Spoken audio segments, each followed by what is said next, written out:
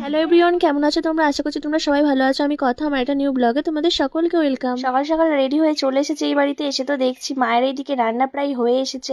আমার শাশুড়ি মা আর আমার বাবা দুজন মিলে রান্নার সব জোগাড় করে দিয়েছিল, আর এইদিকে মা রান্না করছে। এই তো সেদিন এই বাড়িতে আমার স্বাদের অনুষ্ঠান হলো, আবার এরই মধ্যে আমার পাপার অন্নপ্রাশনের দিনও চলে এলো। আর এই যে আমি আমার পাপাকে রেডি করিয়ে দিয়েছি, আর এদিকে দেখো না ও কিরকম দুষ্টামি করছে শুধু। এইদিকে পাপার বিশাখা মিমি পাপাকে একটা চেন পরিয়ে দিল।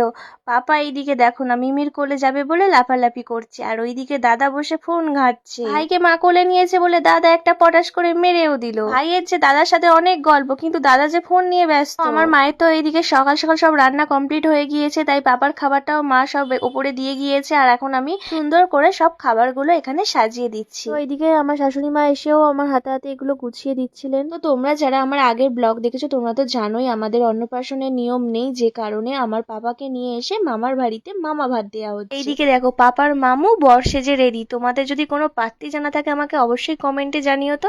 এইদিকে দেখো আমার পাপার মাথায় টোপরটা পরিয়ে দিয়েছে। টোপরটা কিন্তু আমার পাপার জন্যই আনা হয়েছে। তো এখানে তো পাপার খুব গরম হচ্ছিল, ওই জন্য পাপাকে আবার ঘরে ফ্যানের তলায় একটু বসিয়ে রাখা হয়েছিল। আর এইদিকে দেখো মা পাপাকে কি গিফট দিল। এই মামা ভাতের সব আয়োজন খরচাপাতি সব পাপার দিদুন করেছে। প্রথম দিকে পাপার মুডটা ভালোই ছিল, তো তোমরা তো ক্যামেরাতে দেখতেই পাচ্ছ। এটা জাস্ট কিছুক্ষণের জন্য। তারপর এই যে ওকে জোর করে এখানে বসানো হলো। মামা ভাগনা দুজনেই দেখো ম্যাচিং ম্যাচিং ড্রেস পরেছে। পাপার মামু পাপাকে কি গিফট দিল দেখো তোমরা। এই যে পাপার মামু পাপাকে একটা সোনার চেন গিফট করলো, পাপাকে পরিয়ে দিল। আর এইদিকে তো পাপা তো একটু বসতে চাইছে না, তো আমিও ধরেছিলাম ওই জন্য।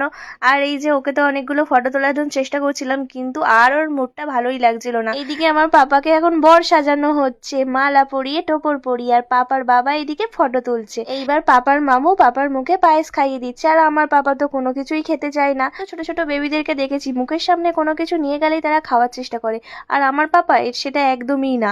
ওর মুখের সামনে কিছু নিয়ে গেলে ও খুব বিরক্ত হয়, ও তো একদমই কিছু খেতে চায় না। তো দেখো জোর করে একটু পায়েসটা খাওয়ানো হয়েছিল, আর এদিকে দেখো ও খুব কান্না করছে। তারপর ওকে বলছিলাম যে মাছের মাথাটা নিয়ে খাওয়ানোর জন্য, তো মাছের মাথাটা একটুখানি ধরে ফটো তোলা হচ্ছিল। তারপর এই যে পাপার বাবাও বসলো, বসে একসাথে ফটো তুললাম। এদিকে পাপার দিদুন এসে পাপাকে একা বসানোর চেষ্টা করছিল, কিন্তু ও আর একদমই বসতে চাইছিল না, খুব কান্নাকাটি করছিল, যার জন্য আর ওকে বসায়নি। ওকে একটু প্রদীপের তাপ দিয়ে তুলে নিয়েছিল। এই সব দিনগুলো আর ফিরে আসবে না। আমার পাপা বড় হয়ে তখন মিস করবে, ইস আমি তখন কেন কান্না করছিলাম, তাহলে আমার ওখানে আমার কত ভালো ভালো ফটো উঠতো। তো এইদিকে দেখো একটা দিদুন এসে পাপাকে টাকা দিয়েছে, তো সেটা মা আমাকে দিয়ে গেল।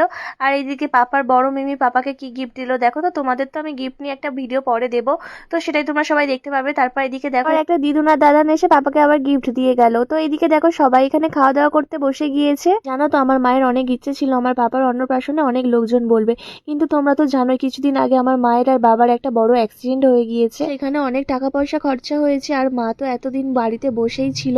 তো এই জন্য খুব কাছের কয়েকজন আত্মীয় স্বজন নিয়ে এই অনুষ্ঠানটা সেলিব্রেট করা হয়েছিল। তো এইদিকে দেখো আমরা লাস্ট ব্যাচে খেতে বসে গিয়েছি। তো আজকের কি কি মেনু ছিল চলো তোমাদেরকে বলি। ভাত, মাছের মাথা দিয়ে ডাল, পুঁইশাক কুমড়ো চিংড়ির চচ্চড়ি, চিকেন, চাটনি, পায়েস, পাঁপড়, মিষ্টি।